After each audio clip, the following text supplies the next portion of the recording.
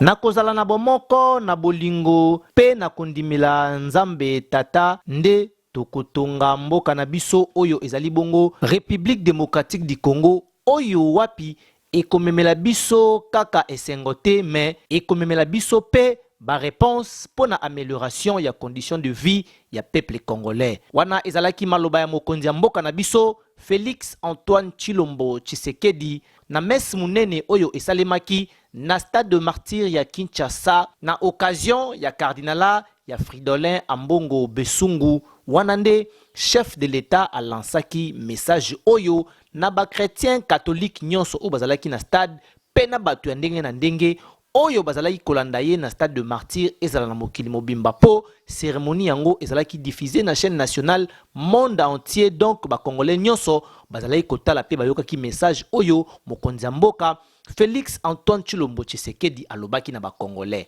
Na suka ya message na ye chef de l'État asengaki lisusu na ba congolais nyonso babondela pona mboka na bango oyo ezali RDC pe balemba te kobondela pona bakonzi nyonso ya mboka na biso po Congo eza na posa ya bomoko.